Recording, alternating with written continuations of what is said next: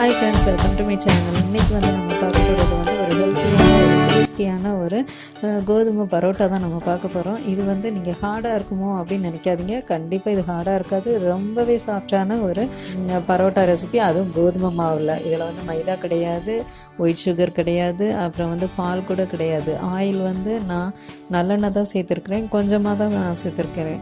கோதுமை பரோட்டாவுக்கு நிறைய பேர் நினைப்பாங்க ரொம்ப எண்ணெய் ஆகுமோ அப்படின்ட்டு. கண்டிப்பாக ஆகவே ஆகாது. ரொம்பவே ஹெல்த்தியான ஒரு பரோட்டா ரெசிபி தான் இது. வாங்க வீடியோக்குள்ளே போகலாம். கோதுமை பரோட்டா செய்கிறதுக்கு 2 கப்பு கோதுமை மாவு எடுத்துக்கோங்க. இது வந்து ரெடிமேடு கோதுமை மாவு கிடையாது, வீட்டில் பொடிச்சது. வீட்டில் மீன்ஸ் மில்லில் கொடுத்து பொடிச்சது. அப்புறம் வந்து இதுக்கு ஒரு 2 டீஸ்பூன் அளவுக்கு சீனி சேர்க்கணும். சீனி பதிலாக இதே போல் நாட்டு சர்க்கரை கூட நீங்கள் சேர்த்துக்கிடலாம். அப்புறம் வந்து தேவையான அளவு உப்பு சேர்த்துக்கோங்க. இந்த உப்பு சேர்த்துட்டு கொஞ்சம் இதே மாதிரி மிக்ஸ் பண்ணி விட்டுக்கோங்க. மிக்ஸ் பண்ணதுக்கு பிறகு தண்ணி ஊற்றி நல்லா பிசைஞ்சுக்கோங்க. ஒரு சப்பாத்தி பதத்துக்கு பிசைஞ்சு எடுத்துக்கோங்க. அதுக்கேற்ற மாதிரி நீங்கள் தண்ணி ஊற்றிக்கோங்க. ரொம்ப ஹார்டாக பிசையக்கூடாது. பூரிக்கு வந்து ஹார்டாக பிசைவாங்க, பட் சப்பாத்திக்கு கொஞ்சம் இலகலாக தான் நம்ம பிசைவோம். அதே மாதிரி பிசைஞ்சு விட்டுக்கோங்க. ரொம்ப ஹார்டாக்கிடாதீங்க. இப்போ பாருங்கள், இதில் ஓரளவு தான் பிசைய முடிஞ்சது. இதை வந்து நான் ஒரு பூரிக்கட்டையில் மாற்றிட்டேன், பூரிக்கல்லில் மாற்றிட்டேன். இதில் வச்சோன்னா நம்ம ஈஸியாக நல்லா பிசைஞ்சிடலாம்.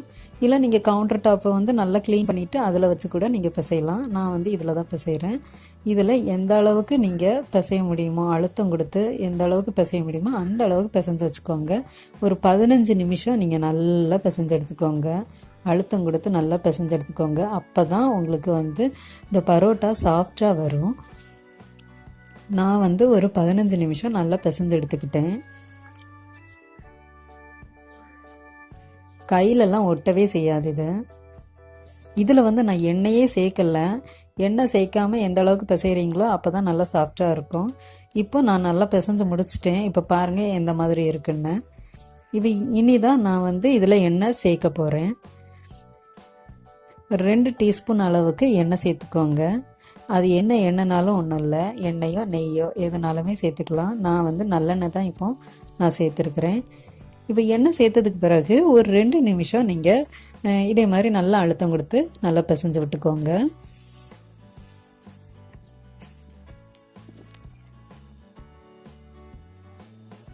இப்போ இது வந்து ஒரு 2 நிமிஷம் நல்லா அழுத்தம் கொடுத்து பிசைஞ்சாச்சு. இப்போ பாருங்கள் எப்படி இருக்குன்னு.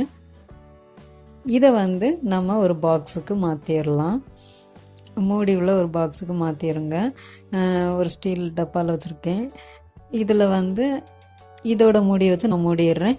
ஆனால் நீங்கள் வந்து ஒரு காட்டன் கிளாத் வச்சு கூட நீங்கள் மூடிக்கிடலாம். இது வச்சு தான் மூடணும் அப்படின்லாம் இல்லை. இப்படி மூடினாலும் நல்லா தான் இருக்கும், அப்படி மூடினாலும் நல்லா தான் இருக்கும்.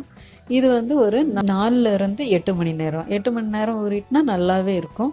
இப்போ நான் வந்து ஒரு 4.5 மணி நேரம் ஊற வச்சுருக்கிறேன். இது அப்படி இருக்கட்டும்.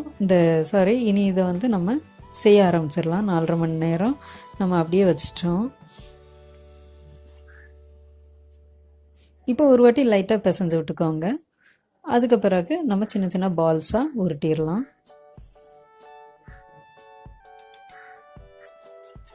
நான் வந்து இந்த சைஸில் நான் உருட்டியிருக்கிறேன். இப்போ இதை வந்து நம்ம பரத்திடலாம். நான் வந்து மாவில் தான் நான் பரத்துறேன். எண்ணெயில் கூட நீங்கள் பரத்திக்கலாம். மாவில் இப்போ நான் வந்து ஃபஸ்ட்டு மாவில் பரத்துறேன். சப்பாத்தி எப்படி பருத்துவீங்களோ அதே மாதிரி பருத்துங்க. இது வந்து கொஞ்சம் நல்ல எவ்வளோ பெருசாக்க முடியுமோ அவ்வளோத்துக்கு பருத்திக்கோங்க. இது பெருசாக்க முடியும், ஏன்னா 4 மணி நேரம் ஊறிட்டலாம். 4 மணி நேரம் அப்படியே வச்சுருந்துருக்கேன்.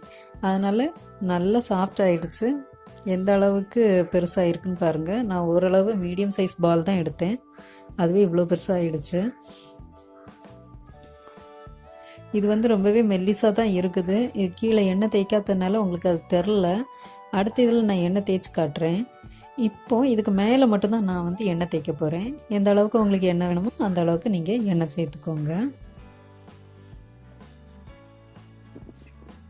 இப்போது இந்த மாதிரி ஒரு சின்ன கத்தி எடுத்துக்கோங்க. எடுத்து இதே மாதிரி கீறி விட்டுக்கோங்க. ஆனால் 2 ஓரங்களையும் கிழிச்சிடாதீங்க.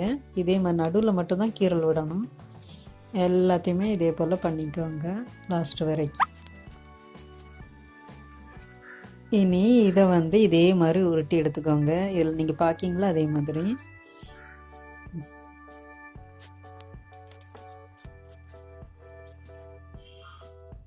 இனி இதில் வந்து லைட்டாக எண்ணெய் தடவிக்கோங்க. எண்ணெய் தடவிட்டு இதே போல் சுற்றி விட்டுருங்க.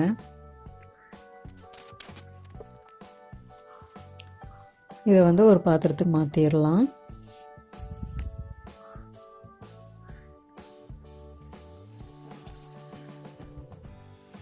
இந்த இதில் பாருங்கள், நான் கீழே எண்ணெய் தேய்ச்சிட்டேன். அதை நான் காட்ட மறந்துட்டேன், வீடியோ எடுக்க மறந்துட்டேன். இப்போ பாருங்கள் எந்த அளவுக்கு மெல்லிசாக இருக்குது அப்படிங்கிறது உங்களுக்கு தெரியும். கீழே எண்ணெய் தேய்ச்சிருக்கேன், இப்போ மேலேயும் தேய்ச்சிட்ருக்கேன். இது வந்து நான் மடக்கி விட்டுருக்குறேன். இல்லை சாதா நீங்கள் மைதா பரோட்டா செய்வீங்கள்ல, அதே மாதிரி கூட நீங்கள் பண்ணலாம். இந்த மாதிரி மடக்கி கூட விடலாம். இனி இதை நல்லா சுற்றி விட்டாச்சு. இதே போல் எல்லாத்தையுமே நீங்கள் பண்ணிடுங்க.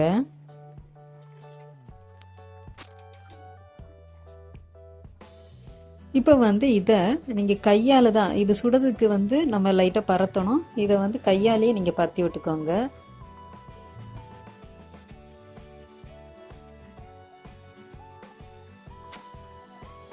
இந்த மாதிரி பரத்திக்கோங்க.